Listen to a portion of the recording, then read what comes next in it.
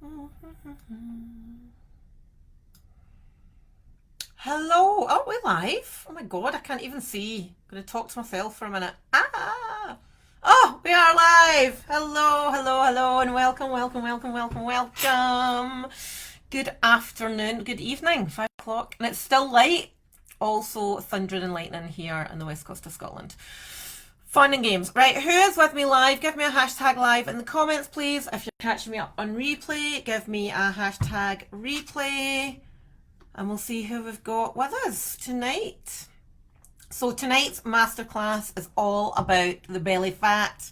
It's probably one of the most common complaints. Yeah, common complaints that I hear as we get older and storing more fat. I can't speak. Storing more fat. We get this middle-age spread, as it was once called.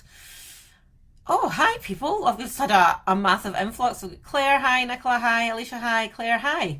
Two Claires. All the Claires. In other news, blowing a hoolie here in Scotland. It was forecast to be 80-mile-an-hour winds, but I don't think it is 80-mile-an-hour winds. But I had a keratin blow dry yesterday, and look, I've had to try and not get it wet. I had to take the dog a walk, Archie to school. I've done so far.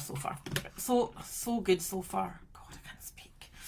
Right, so belly fat. So as we're going through this, jot down your experiences, thoughts, questions as we go. I can see comments coming through, so happy to answer as we go. And then at the end, I am going to do my announcement. Woohoo, cannot wait.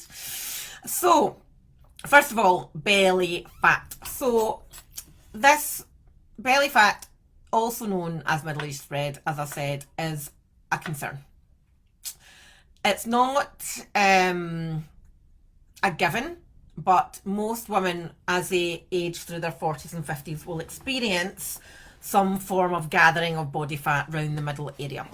Men can get it as well, but different set of circumstances, different biological processes. So we're only going to focus on women because it's only women that are here.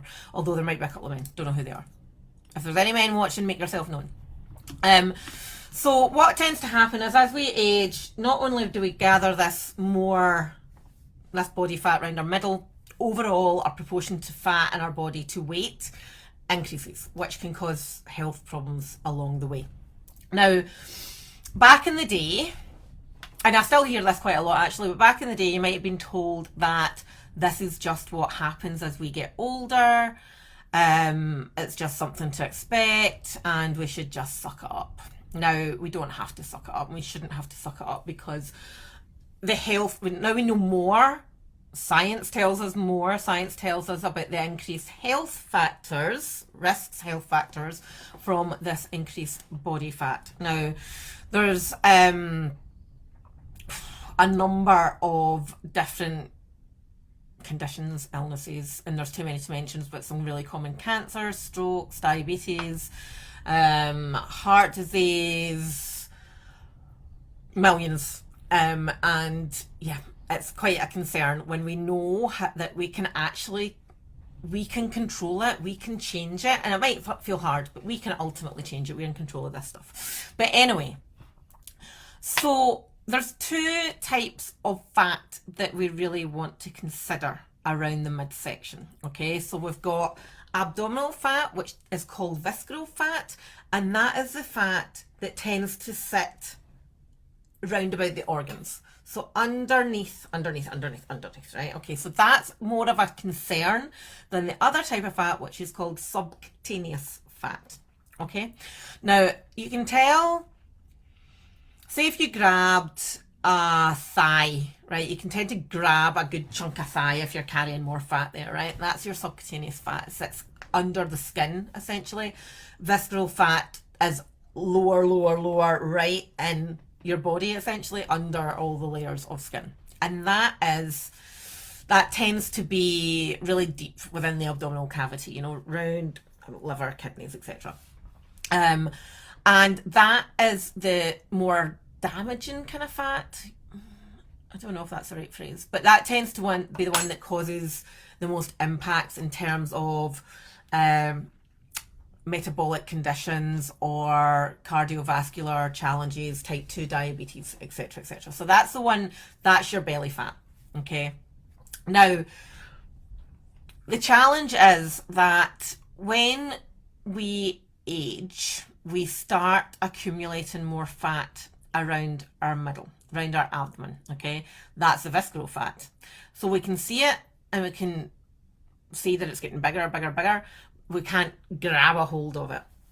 But that fat is influenced by a couple of key things. Okay, hereditary, so genetics, and hormones. Which I know everybody here is going like, freaking hormones, why'd you have to ruin everything in my life? Okay. But as we get older, there's loads of hormonal things that happen, but our sex hormones start to decline from about the age 38. Now, the biggest that I'm talking about, estrogen, progesterone, and testosterone. Now, testosterone is a factor, but not so much in what I'm going to talk about here. But basically, as our sex hormones decline, normally the biggest impacts are seen between the ages of like 42 to about 55, 53, 55. But these hormonal changes means that our body does different things. So the less estrogen we have, the more likely we are to be gaining fat around our middle. Okay. There's other elements as well that mean we can get more cellulite on our thighs and all these different things. But the primary reason why we start gathering body fat around our middle is because what our hormones tell us where we should store fat. So if you've got all through your 20s and 30s with a relatively flat tummy, nipped in waist, and never really had to worry anything about your tummy, and then boom, you hit 40, 42, 43, 44, 45, and you suddenly find you've got this tummy, it's because your hormones are basically telling the fat, go somewhere else, go to that tummy middle, go to that middle area. Okay, so that's what it wants to do. The other challenge that we also face is that our metabolism slows down as well. And our metabolism is different from our hormones. So metabolism is basically the rate of how we use energy, where energy is a calorie, how we burn fat. So our metabolism is slowing down, which basically means it's harder for us to lose fat. We need less energy in than what we did 5 years ago or 10 years ago. Okay. So most women never really adapt what they're eating. They never really adapt the volume of food, the makeup of the food, whether they're eating more protein, less carbs, whatever. So we go through, again, our 20s and 30s, never really having to worry about our weight. And then boom, we hit 40, we get this fatty middle, and it's really hard to lose it. We tend to go into exercising and maybe doing a quick cut out carbs or eating nothing, and then it all goes horribly wrong and we put it all back on again. And if people just go, it's your hormones. So there is the element of hormones and that's where you store fat, but there's a metabolic piece as well, that it's harder to burn that fat off once we've got it.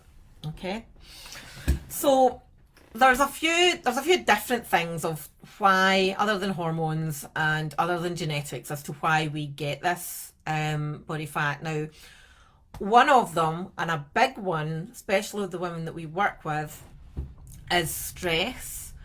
Now, a lot of people go, oh, people just tell me it's stress. But it's a very, very real challenge. Because when you're stressed, your body releases cortisol, which is the stress hormone that comes from your adrenal glands.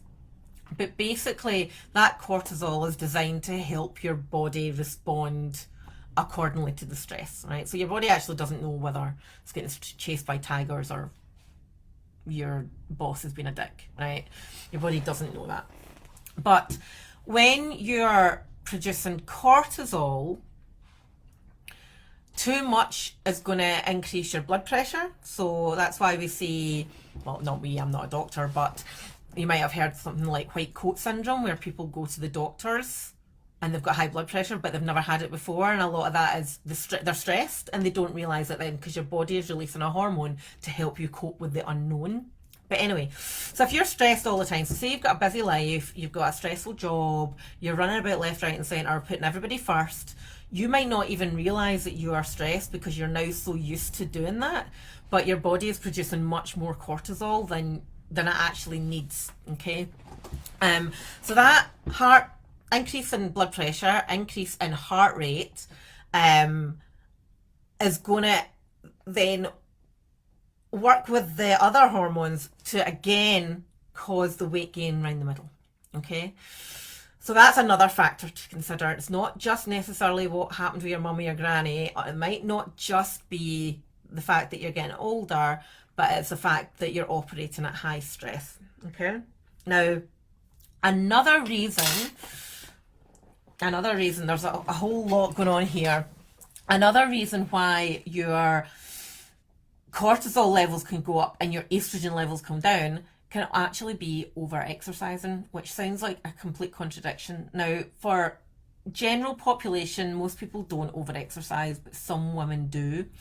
And some people don't even realize they do because they don't see it as intense exercise. So we typically see, a lot of people doing a lot of running, a lot of cardio, or doing a lot of Les Mills classes or a lot of spin. And that again can actually lower your estrogen and increase your cortisol levels, which again is going to cause any fat to go on around the middle area. So that's, we do see this quite a lot when you're like women going, I'm doing everything right, I'm exercising 4 or 5 times a week. But yeah, I'm still getting bigger around my middle. And that can be a result of that increased cortisol from too much exercise and lowered estrogen from age and over exercise. So it's all coming into this perfect storm. You've got to also consider hormones, perimenopause, the period in the run up before menopause, which is kind of, as I said, tends to be kind of 42-ish onwards. We might start noticing that we are not able to feel full. We're not able to feel satisfied. And again, that can be due to lower estrogen. Estrogen's a bitch, isn't it? So when that happens, your metabolism's affected, estrogen, as I said, and it means that you might still feel hungry after eating a meal. Now, there's some things that can help with that, one of which is eating more protein. That can help you feel fuller for longer. And that can also help by working alongside your metabolism to... actually, I'm going far too deep here. Far too deep. But basically, just keep an eye on how you feel after a meal. Okay, and if you're finding that you're eating a full meal, you're chewing your food properly, you're eating slowly, just check in and go, am I eating enough protein? Am I having a palm-sized amount of protein at every meal? What can happen, and is very, very common with women, is that they can get to a point of they think they don't feel full, but it's because of eating their meal far too quickly and they've not really checked in with themselves to go, is this real hunger that I still have? Or is it because I've not even registered that I've eaten anything? So just keep an eye on that one. So we also have to consider, for those of you that caught a workshop last week, the anti-diet method, where I was talking about the hunger switch, that again is one of the key areas that we work on. So if you feel hungry, even though you've eaten, there's also that hormonal aspect there of a lot of it can be subconscious thoughts, where if you've been a dieter for years, subconsciously when you tell yourself that you're on a diet again, it can actually increase your levels of hunger, because ghrelin, which is another hormone, it tells your body that it's actually hungry, and it's not. It's not actually hungry, and that's why dieting can be so negative on the body, which in turn is going to actually increase the fat around the middle too. So there's a whole lot of stuff going on. Whole lot of stuff. Key question, I can hear you all screaming, how do I fix it? Well, easy peasy. Easy peasy. So basically, the primary factor you really have to consider is nutrition. Nutrition is the best medicine in the world. Okay, so getting your nutrition right, that's going to be the primary factor. Introducing hormone friendly foods that are going to help maximize your hormone levels. That's getting your nutrition on point, getting enough protein, making sure you're getting enough nutrients, enough fruit and veg, good quality carbs, reducing saturated fats, reducing processed foods are the things that are really going to help you here. Because when your body is working properly, you're fueling your body properly, it's going to work properly. It's going to help you lose body fat. It's going to help your metabolism work properly. It's going to help keep your hormone levels as good as they can be. All right. One of the big things that you might want to consider as well, if you're experiencing belly fat, is cutting right back in your alcohol. Because alcohol has a real hormonal impact. The other side of alcohol is that your body, your liver, is going to try and get rid of the alcohol in your body before it even gives two hoots about reducing fat. Okay, so it can almost feel like you're fighting a losing battle if you're drinking too much, because your body's actually not getting a chance to metabolize fat properly. It's focusing on the alcohol first. Okay. The other thing that I want you to consider, and this is huge for us women, consistency. Consistency is so easy. And I know everybody's really impatient. We want everything yesterday. But applying an 80-20 principle of going, right, okay, 80% of the time I'm doing really well. 20% of the time I can maybe ease up a little bit. By cutting out this need for perfection, this all or nothing mindset, or this feast or famine mindset, that's where the real progress comes, is being able to have that patience. Because what tends to happen is that we're really, really good and we're really, really consistent for a week, 2 weeks maybe, and then it's like, this isn't working, and we throw in the towel and we have 3 days of red wine and Chinese and pizza and crisps, and then we go, told you it didn't work, because the scales went up and the bloating's increased and whatnot. So patience and consistency, and moving away from being perfect all the time. Because I know everybody wants to be perfect. I know everybody's a control freak and wants to do everything right and get it right. But that's not worked for anybody ever. So it's not going to change now. So practice progress, not perfection. Oh, I knew I could try and get that in somewhere. Progress, not perfection. I love it. So yeah, focus on your nutrition as the primary result giver.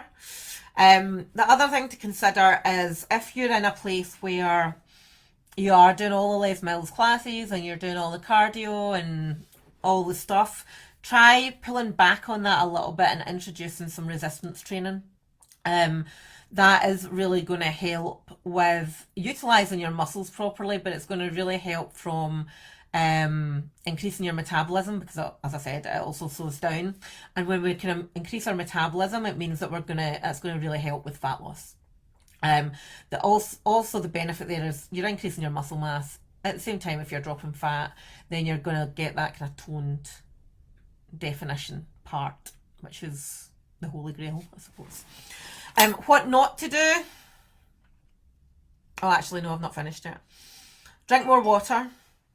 Absolutely drink more water. Whatever it is, unless you're drinking 3 litres of water a day just now, drink more water. Get more general activity in. Like not formalised exercise, just getting out and about, 10,000 steps a day minimum. These are all things that are going to help. The way that we can combat stress is actual proper self-care. Self-care is not, I'm going to sit on this sofa and eat a packet of crisps and relax. Self-care is about treating your body properly and getting your body, actually looking after yourself properly. So getting in tune with proper relaxation, whether that is meditation, breath work, journaling, like really digging in a little bit deeper and understanding what you're thinking, why you're thinking it, etc., etc. That's going to help teach you to relax properly. Not just come home from work, flop on the sofa and have a glass of wine.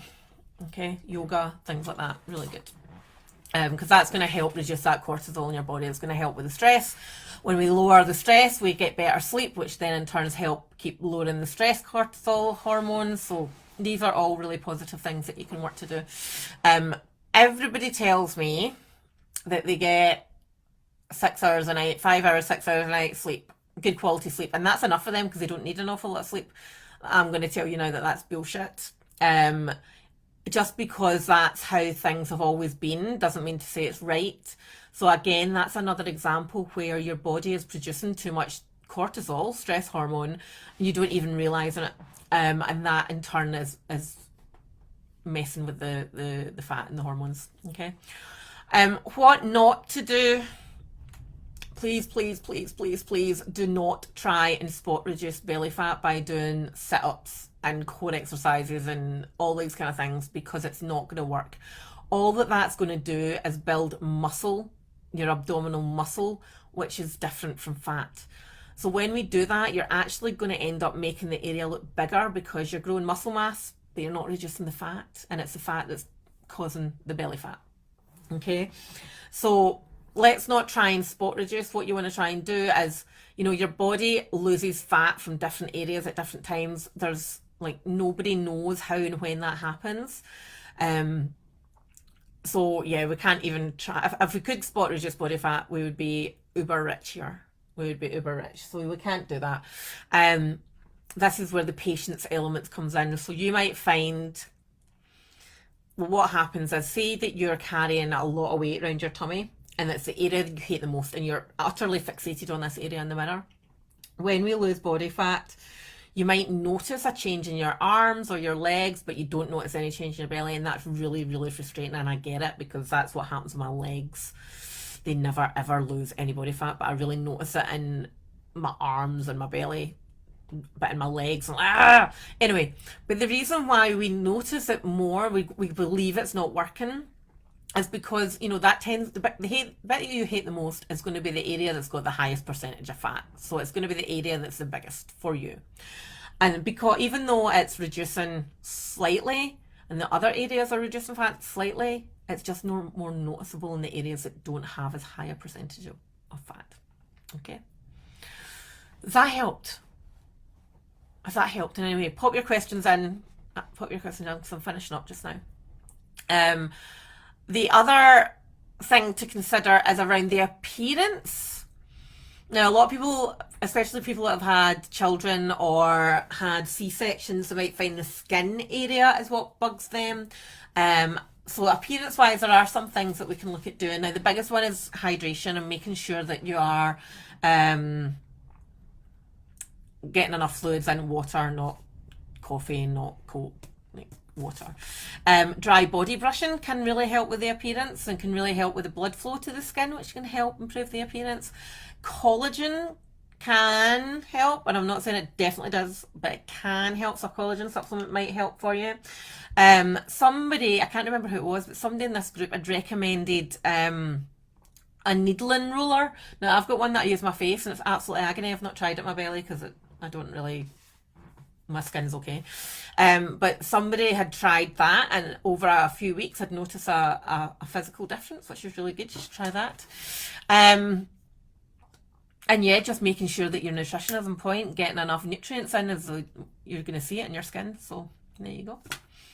That's me. That's getting the skinny on belly fat. Right. Okay. I have a quick announcement, but I'm going to formalize this tomorrow. Now, I don't know. I don't think I can share my screen to show you guys. Oh, no. Anyway, right. So big announcement tonight. So we are launching a new 90-day program, one-to-one bespoke coaching, and it's called the Fatigue Fix. Now, this is for a select group of women. So this is for women with either chronic pain, fatigue, fibro, ME, lupus, rheumatoid arthritis. Okay, so this is a specific 90-day one-to-one program for these women. Now, we decided to do this. We've worked with several women with fibro, lupus, rheumatoid arthritis over the past year and a half, 2 years, and had great results. because of the adaptability to specific conditions, emotions, feeling, and always working with the individual as the key member. Okay, so it's an involved process. So we are launching this now. I am going to be doing a 5-person early bird offer. Okay, so the first 5 people that go on the wait list, they're going to get a significant discount. And the reason why we're doing this is A, to be able to bring people into the new area, but B, share it with friends. Absolutely, it's amazing. So I'm going to today is the official launch. I'm going to put it in the group tomorrow. So if you do have anybody in your environment who is experiencing pain, fatigue, etc., and they are really struggling with energy, fat loss, and being able to get everything working together, then this is the thing. So let them know, get them to message me, and we can have a chat. I don't think so, Dawn. It doesn't ring any bells.